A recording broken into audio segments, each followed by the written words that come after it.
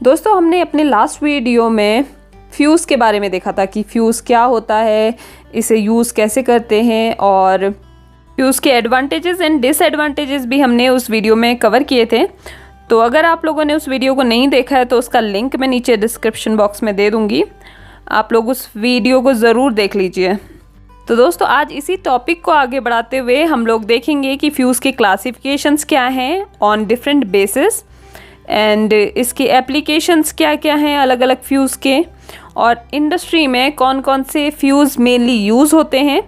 ये सारे टॉपिक्स आज हम इस वीडियो में कवर करने वाले हैं। नमस्कार दोस्तों, मैं पूनम डोगरा आप सभी लोगों का स्वागत करती हूँ और आशा करती हूँ आप सभी लोग बहुत अच्छे होंगे। दोस्तों मार्केट में फ्यूज़ की बहुत वैरायटी अवेलेबल है जो कि अलग अलग एप्लीकेशंस के लिए या फिर अलग अलग पर्पज़ के लिए यूज़ होती है।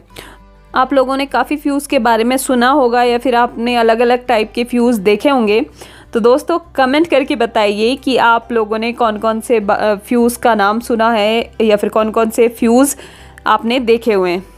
चलिए हम ये वीडियो देख लेते हैं, फिर उसके बाद आप ज़्यादा रिलेट कर पाएंगे कि हाँ हमने ये वाला फ्यूज़ देखा हुआ है या फिर ये नाम हमने पहले सुना है।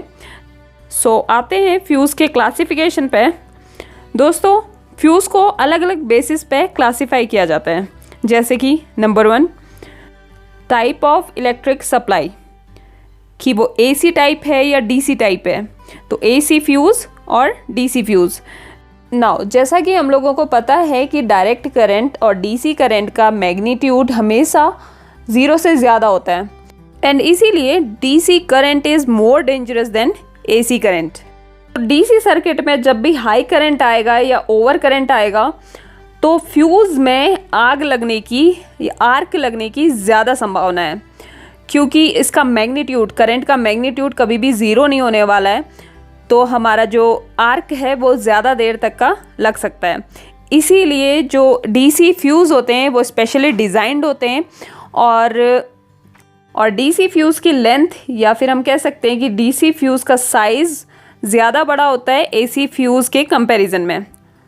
नाउ अगर हम एसी फ्यूज़ को देखें तो एसी फ्यूज़ को फर्दर क्लासिफाई किया जाता है लो वोल्टेज फ्यूज़ और हाई वोल्टेज फ्यूज़ में, और जो कि फर्दर अलग अलग तरीके के फ्यूज़ में डिवाइड होता है, जो कि इस चार्ट में ब्रीफली दिए हुए हैं। और अगर आप चाहें तो इस वीडियो को रोक के ये टाइप्स को आप लोग पढ़ सकते हैं। तो इतना डीपली हम लोग इस फ्यूज़ के क्लासिफिकेशन को नहीं देखने वाले, हम लोग देखेंगे मेनली कौन कौन से फ्यूज़ इंडस्ट्री में यूज़ होते हैं। तो पहला तो क्लासिफिकेशन हो गया हमारा एसी डीसी। सेकंड अगर हम ब्रॉड क्लासिफिकेशन की बात करें तो फ्यूज़ क्लासिफाई होता है रीसेटेबल फ्यूज़ और वन टाइम फ्यूज़।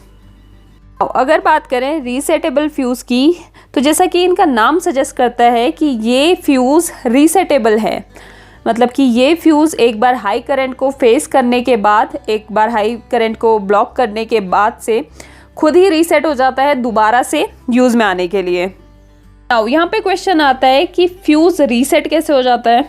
तो जो मटेरियल होता है जिससे ये फ्यूज़ बने होते हैं वो स्पेशल होता है। उसमें कार्बन ब्लैक पार्टिकल्स को मिक्स किया जाता है ऑर्गेनिक पॉलीमर के साथ में, जिससे इसका टेम्परेचर कोएफिशिएंट पॉजिटिव होता है, जिसका मतलब है इस फ्यूज़ का रेजिस्टेंस ऑटोमेटिकली हाई हो जाएगा जिस टाइम पे हाई टेम्परेचर होगा। तो इसको अच्छे से समझते हैं।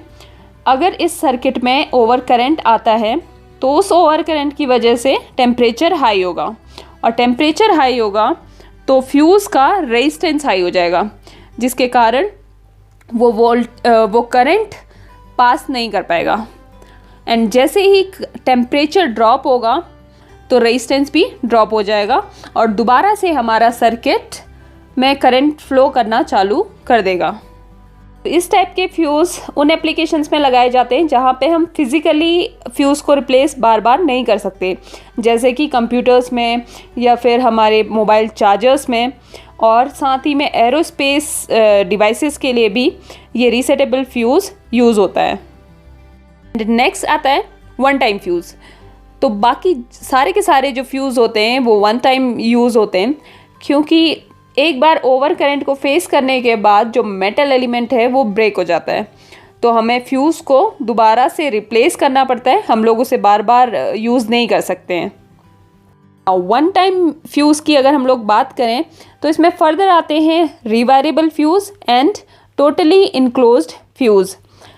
नाउ रीवायरेबल फ्यूज़ इसे किटकैट फ्यूज़ भी बोलते हैं, और मोस्टली ये फ्यूज़ आपने देखा होगा जहाँ पे मीटर आपके घरों पे लगा होता है उसके आसपास में ये फ्यूज़ लग सकता है, क्योंकि ये fuse low voltage AC current के लिए यूज़ होता है। और रीवायरेबल ये इसलिए बोला जाता है क्योंकि इसमें जो मेटल एलिमेंट लगा होता है या फ्यूज़ वायर जो अगर ब्रेक हो गया है ओवर करंट के कारण, तो इसको हम लोग रिप्लेस कर सकते हैं, इसको हम लोग चेंज कर सकते हैं। तो आप इस पिक्चर में देखिए, इसमें दो पार्ट्स होते हैं। एक तो होता है सॉकेट जो कि फिक्स होता है, और दूसरा होता है फ्यूज़ कैरियर। तो फ्यूज़ कैरियर में फ्यूज़ वायर लगा होता है, और अगर ये ब्रेक हो गया तो आप फ्यूज़ कैरियर को निकालिए, उसमें फ्यूज़ वायर को आप रिप्लेस कर सकते हैं और दोबारा से उस फ्यूज़ को यूज़ कर सकते हैं उस सर्किट में।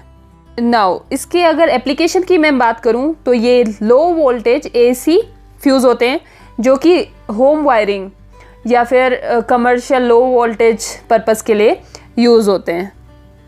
और सेकंड टाइप आता है टोटली इनक्लोज्ड फ्यूज़, और इन्हें कार्टेज फ्यूज़ भी बोला जाता है।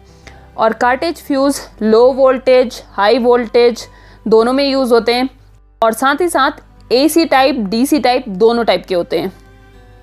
इनको टोटली इनक्लोज क्यों बोला जाता है ये आप समझ ही गए होंगे, क्योंकि ये फ्यूज़ कम्प्लीटली इनक्लोज्ड होते हैं। इसमें जो मेटल वायर होता है वो एक बार अगर ब्रेक हो गया ओवर करंट के कारण तो इसको आप रिप्लेस नहीं कर सकते, कंप्लीट फ्यूज़ ही रिप्लेस होगा।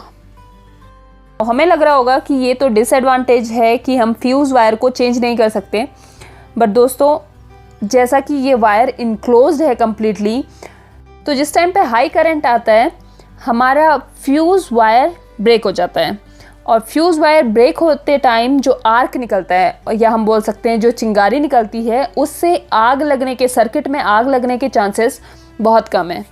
और कार्टेज फ्यूज़ में सेफ्टी ज़्यादा होती है, इसीलिए कार्टेज फ्यूज़ ज़्यादातर यूज़ किया जाता है हाई वोल्टेज और लो वोल्टेज दोनों में। And cartridge fuse further divide होता है D link type and link type cartridge fuse में। ओके, यहाँ पे साइड पे राइट हैंड साइड पे जो आप पिक्चर देख रहे हैं वो डी लिंक टाइप फ्यूज़ की है। एंड इस तरीके का फ्यूज़ आपने अपने एक्सटेंशन कॉर्ड में भी देखा होगा, और काफ़ी जगह पे इस तरीके का फ्यूज़ यूज़ होता है। And D link type fuse से जो मुझे समझ में आता है, इसका नाम इसलिए रखा गया होगा क्योंकि कोई एक्सटर्नल लिंक नहीं रहता है। आप देखिए एक साइड पे मेटल कैप है इस फ्यूज़ में, और एक साइड में बेस है, मेटल बेस है, और इसी के बीच में फ्यूज़ वायर रहता है, और जस्ट इस फ्यूज़ को फ्यूज़ होल्डर में डाल दिया जाता है और सर्किट कंप्लीट हो जाता है। नेक्स्ट आता है लिंक टाइप फ्यूज़ और HRC फ्यूज़।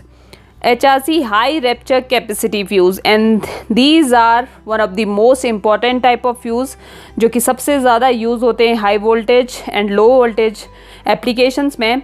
एंड एप्लीकेशंस में अगर आप लोगों को बताऊं तो फिर जहाँ पे मोटर यूज़ होता है या फिर पंप यूज़ हो रहे हैं वहाँ पे HRC फ्यूज़ लगाए जाते हैं, क्योंकि HRC फ्यूज़ हाई वोल्टेज लो वोल्टेज हाई करंट और लो करंट सब में काम करते हैं।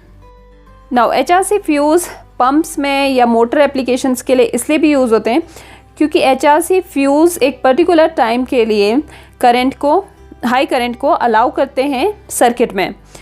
जैसा कि हम लोगों को पता है कि हमारी मोटर्स जो हैं वो हाई स्टार्टिंग करंट लेती हैं, तो कुछ सेकंड्स के लिए टाइम लिमिट तक का HRC फ्यूज़ हाई करंट को अलाउ करते हैं, लेकिन अगर उस टाइम लिमिट से एक्सीड करता है हाई करंट तो HRC फ्यूज़ का फ्यूज़ एलिमेंट ब्रेक कर जाएगा और सर्किट को प्रोटेक्ट कर देगा उस हाई करंट से।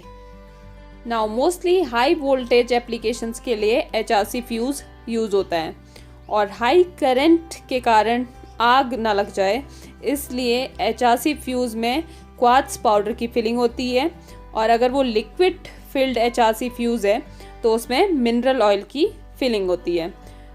वैसे तो दोस्तों HRC फ्यूज़ ही अपने में बहुत बड़ा टॉपिक है, इसमें फर्दर डिफरेंट क्लासिफिकेशंस होते हैं HRC फ्यूज़ के, बट ये वीडियो बहुत लेंदी हो गया है, तो अगर आप चाहें मैं HRC फ्यूज़ में एक डिफरेंट वीडियो लेके आऊँगी।